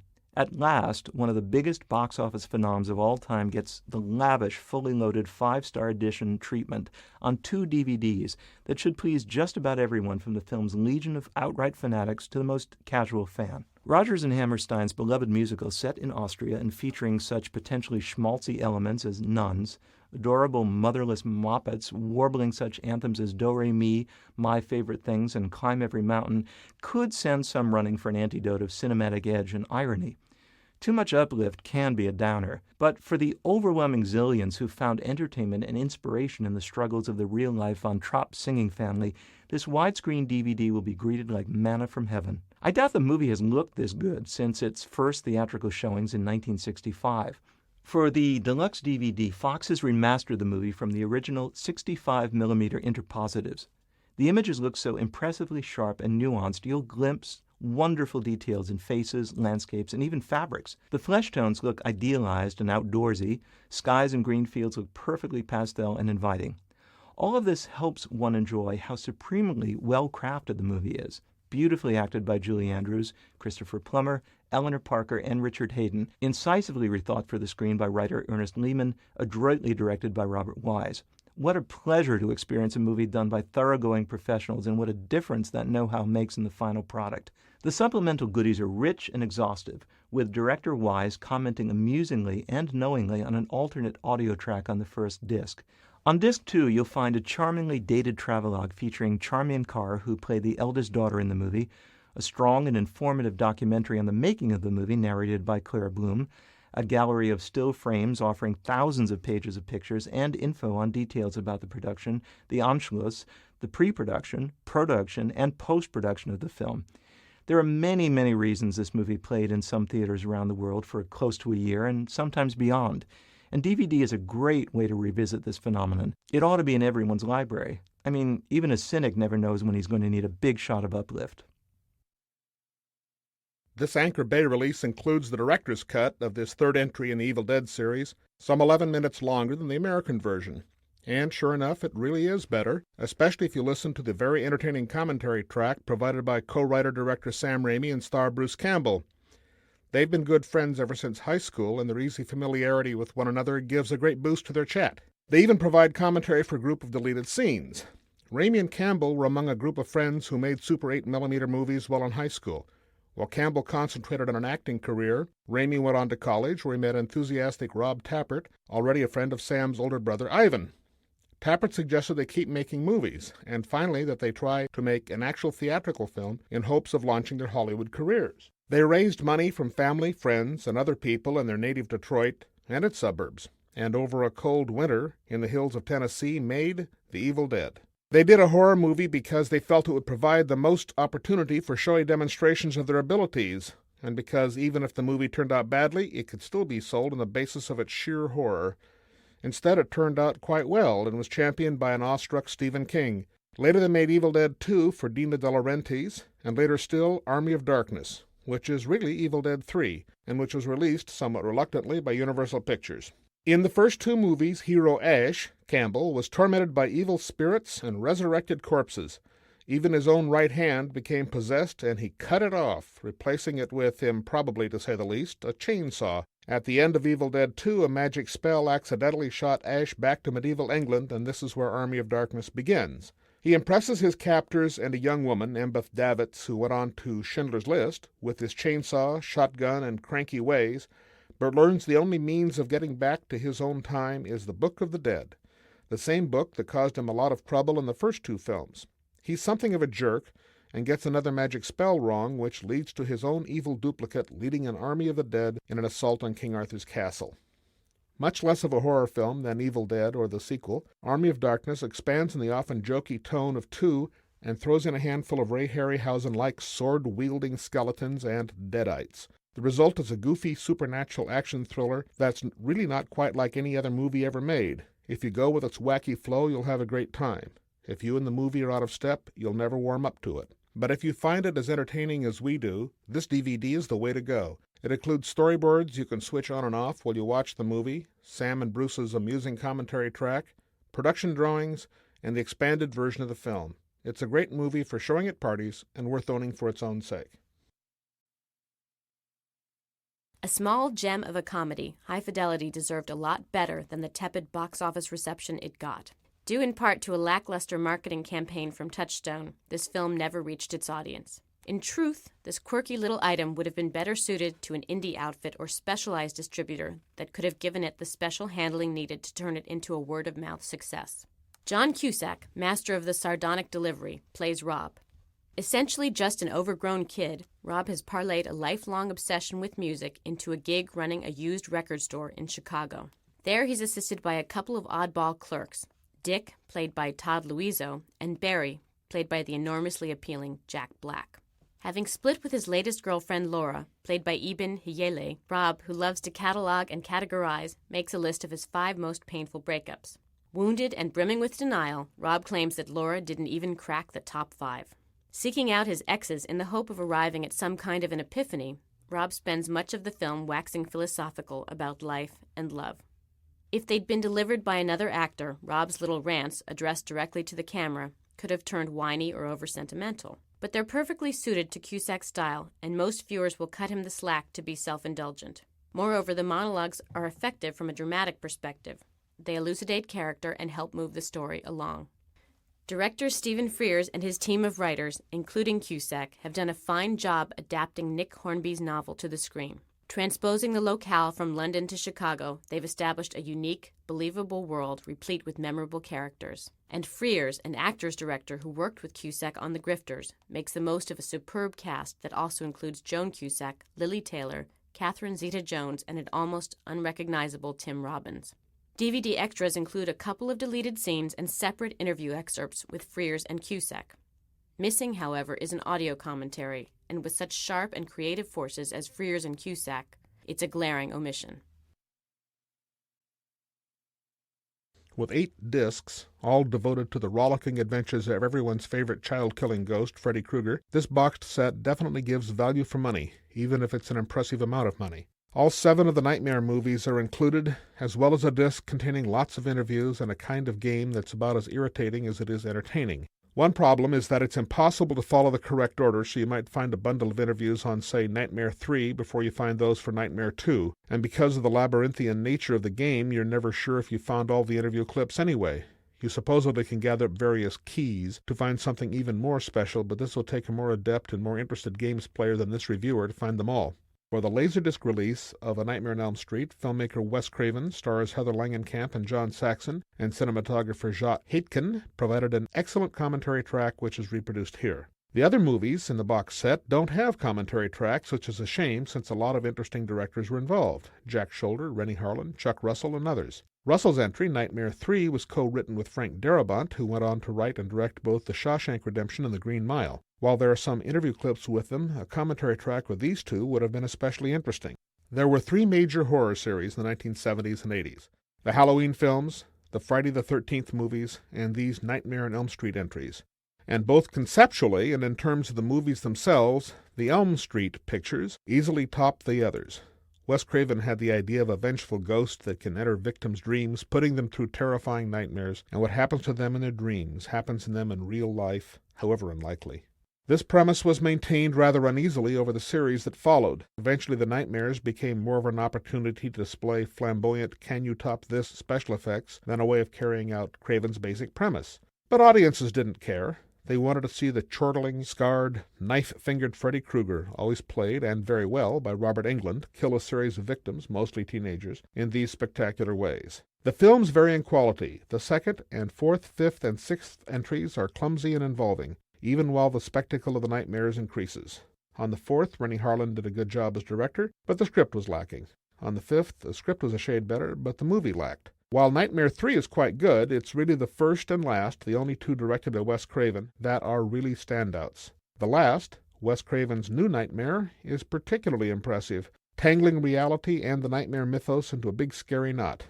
It was an outstanding finale for this very interesting series, and probably Wes Craven's best movie to date.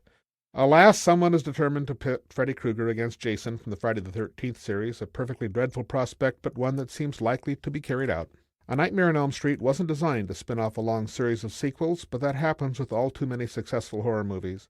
Even though this series is uneven, overall it maintained a surprising level of imagination, if not exactly quality, and for those who like the films, this boxed set is a real treat. Here's a Rolls-Royce quality DVD of a brilliantly witty Alfred Hitchcock classic starring Cary Grant, Eva Marie Saint, and James Mason, featuring a great Ernest Lehman screenplay and a smashing score by Bernard Herrmann. The 1959 adventure romance has been given a stupendous-looking widescreen color transfer, great sound remastered in Dolby Digital 5.1, a useful, if rather straight arrow behind-the-scenes documentary narrated by Miss Saint, and a feature-length audio commentary by irascible screenwriter Lehman. In other words, this is a must-own disc. North by Northwest, for anyone who hasn't seen it, is a splashy, sexier, more ingenious Technicolor update of Hitchcock's earlier black-and-white Wrong Man chases that include The 39 Steps and Foreign Correspondent. Cary Grant plays a smug, debonair Madison Avenue ad executive mistaken for a spy, and in the course of his adventures he gets kidnapped by elegant foreign agents, fingered for murdering a diplomat at the United Nations, and seduced by a mysterious blonde on the 20th Century Limited. Our hero finds himself having to run for his life from a crop-dusting plane, and by the end of the whole affair, he's dangling with a heroine from the great stone presidential faces of Mount Rushmore. North by Northwest offers more memorable dialogue, plot twists, and signature sequences than virtually any other Hitchcock film, and it's great to have it finally on DVD from Warner Brothers. To hear Ernest Lehman discuss his creative joys and woes creating the blueprint for those so-called Hitchcock touches, it's almost like being a fly on the wall during the making of a masterpiece. Now, one wishes that the great screenwriter had gotten a little more irreverent, but he's giving the official story here, and it's terrific to at least have him on record.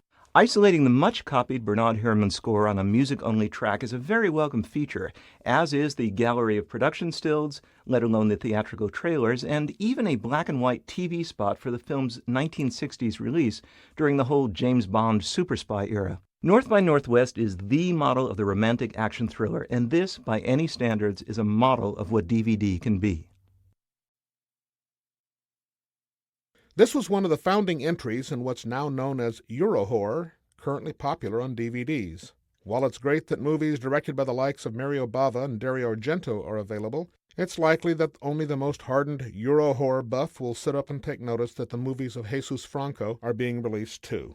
Though Franco isn't even listed in Ephraim Katz's thorough film encyclopedia, the Internet Movie Database demonstrates his astonishing filmic fecundity. Born in 1930, he began working in films as a composer in the early 1950s, turning director in 1957. Since then, and over 60 pseudonyms, but mostly his own name, he's racked up 163 movies as director, 128 as writer, 90 as composer, 59 as actor, and others as editor, cinematographer, producer, art director, and probably caterer. Most of his movies are really quite dreadful. Try sitting through The Screaming Dead or Orgy of the Nymphomaniacs sometime, but he was Orson Welles' principal assistant on Don Quixote, and occasionally he made something worthwhile. He's worked in just about every genre imaginable, including hardcore sex films, but most of his output has been horror. Partly because he's been so busy, in 1983, 13 Franco titles were released, he's developed a strong cult following and has been flown to the U.S. to appear at conventions. The Awful Dr. Orloff was Franco's 7th movie as director and evidently his first horror film. It's a smooth blend of imitation Hammer horror and old-fashioned 1930s Germanic horror, well photographed by Odofredo Pacheco. The locations are attractive and the film is occasionally quite moody. Southern France, 1912. The police investigate a series of strange kidnappings and murders of beautiful young women, of course. Turns out that the sinister Dr. Orloff, a good performance by Howard Vernon in his first of 35 Franco movies, is using a blind lunatic, Ricardo Valle, to abduct experimental subjects. He hopes to restore the beauty of his disfigured wife, a common horror theme. Although the unrated 1964 film is unremarkable in most ways, it is important in horror movie history and modestly entertaining for those seeking a thrill. The image packaging includes an excellent essay on Franco and Orloff, the character returned in many sequels, by Video Watchdog's Tim Lucas, and the print is in good shape. Otherwise, the disc is standard. The original 1967 version of Dr. Dolittle, by now less known to modern audiences than the Eddie Murphy remake, is a classic family musical that, despite its flaws, still holds up. Though it features occasionally clunky special effects, inconsistent acting, and it's far too long, this adaptation of Hugh Lofting's stories somehow remains an endearing fable. Rex Harrison plays John Dolittle, the man who can communicate with animals. Harrison gives a lightweight performance of a man several notches removed from his Henry Higgins in My Fair Lady, but there are persuasive coincidences. Both men have trouble with people, women in particular, and both are prone to break into song, or rather, the speaking song that's characteristic of actors who aren't really vocalists. Where else are you likely to find a lyric that pairs vegetarian with veterinarian, as you do in Talk to the Animals? Leslie Brickus, who penned the script as well as the music and lyrics, is hardly a master of subtlety, but there's something comforting about the childlike simplicity of his verses.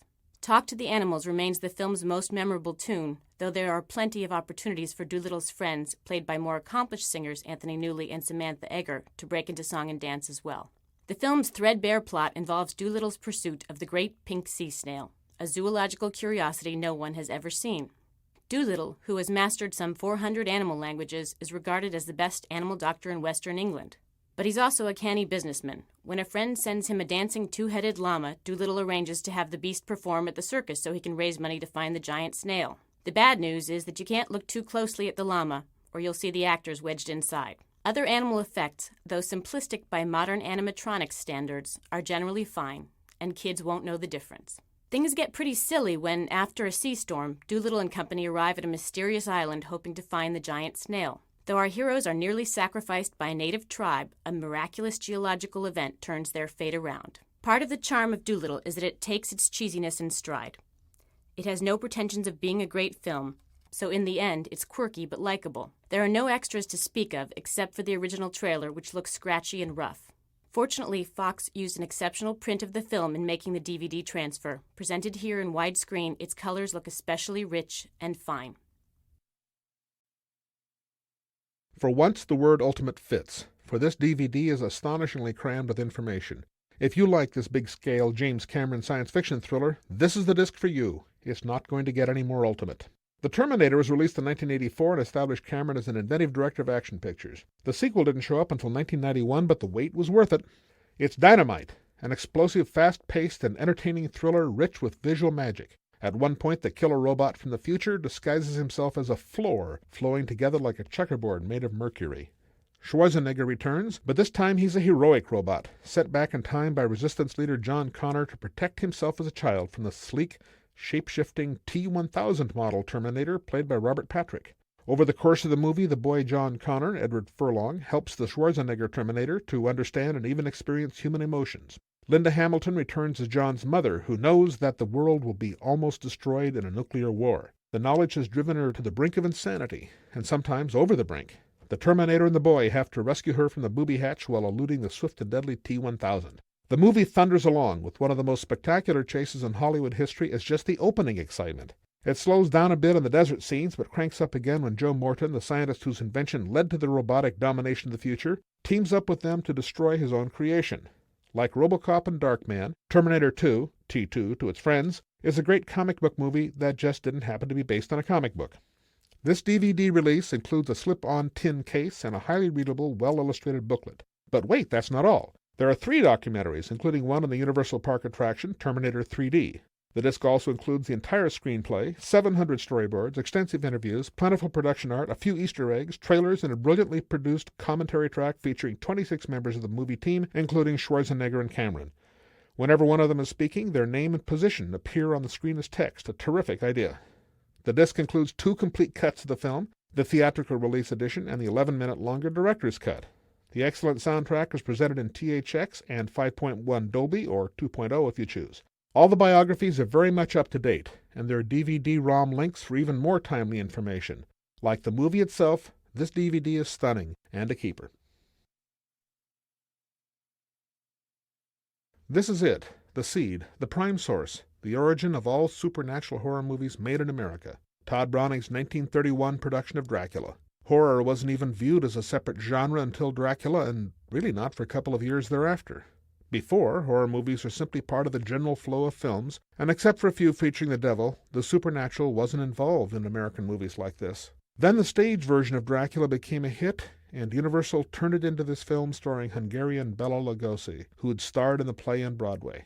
It was a great success, so much so that Universal immediately launched Frankenstein, made so quickly it was released later the same year.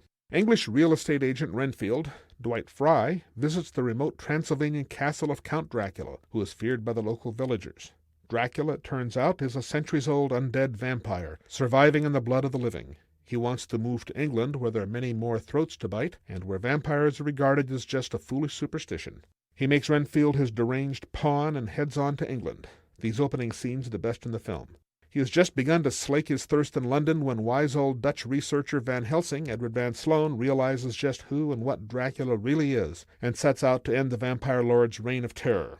This superlative DVD, the jewel of Universal's classic horror collection, includes not just an excellent print of Browning's movie, but the Spanish-language version of Dracula shot on the same sets at night by director George Melford. In some ways, the Spanish edition is the better movie, but it doesn't have Bela Lugosi, and that makes all the difference. Despite all the competition, he's still the definitive Dracula, delivering one of the most impressive, memorable, even unforgettable performances in horror movie history. As with all of these DVD editions produced by David J. Scal, Dracula includes a documentary, hosted by Carla Laemmle, the cousin of Carl Laemmle Jr., who produced Dracula. And she's also in Dracula herself, as a youngster delivering the film's first line. Others interviewed include the sons of Lugosi, Fry and John L. Balderston, the screenwriter, Rick Baker, Scott McQueen, Ivan Butler, and Lupita Tovar co-star of the Spanish-language Dracula. Scal himself, an authority on Stoker's novel and its journey to the screen, provides the commentary track.